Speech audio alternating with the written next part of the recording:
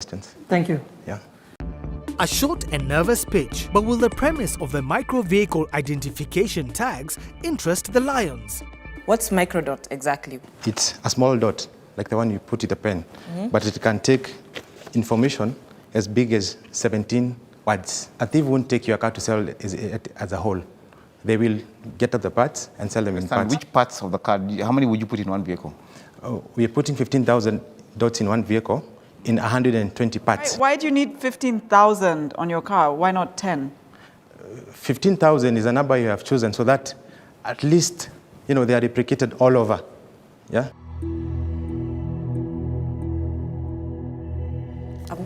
You guys will laugh at me, but I'm still going back to my windshield is stolen or whatever, side mirror. It has a microdot on it. So people will be randomly scanning cars, make me understand how. So it's three things. Deterrent of theft. The person won't want to steal your side mirror because they cannot see automatically that it might even have the microdot. But then after it has been stolen? So whoever they're trying to sell it to will also scan and say, I cannot buy this because I'll be found with a stolen good. And whoever they want to sell it to, ultimately, should also know that these days it's microdot. They should be scanning. Oh, okay.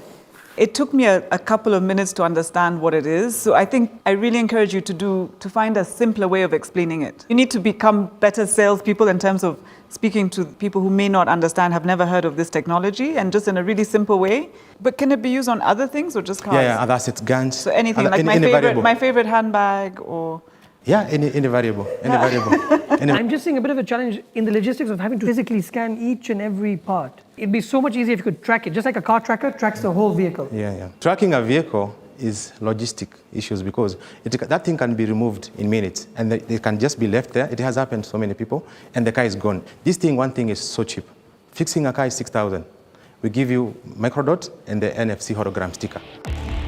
Not a tracking device, but an identification mechanism only. Will this put the lions off? Tell me about your projections with this technology. What's the licensing fee from? I'm sure this has been taken from the States or somewhere. We have secured the distributorship. We have been trained how to install them. So all we need is to train people and get working. Do you believe 5 million will take it to where you want to go? Yeah, 5 million will take us to where we go because we simply need money for inventory, for brand promotion, for infrastructure, and for leasing. Besides that, we intend to integrate the microdot business with other compatible businesses like inspection and valuation, insurance agency. For instance, if I give an example of South Africa, right now, last year in August, they had microdotted 3.1 million vehicles in South Africa. How many? 3.1 million vehicles. And it is compulsory in South Africa. If you're buying from the factory, it's already microdotted in South Africa. My challenge is that you need the entire ecosystem for it to really have its impact. And the legislation for me would be a key part. And I think that's probably why it's done as well in South Africa, because it's been put into legislation. It's a bit too risky for me, but I'm out. The lack of salesmanship and the issues surrounding the required legislation and policy has lost the entrepreneurs their first lion. Can they recover? I don't know, but my feeling would be that there would be a big global player in a very similar space. And if they were to come in, the market dynamics change. I think you have a first mover advantage for sure.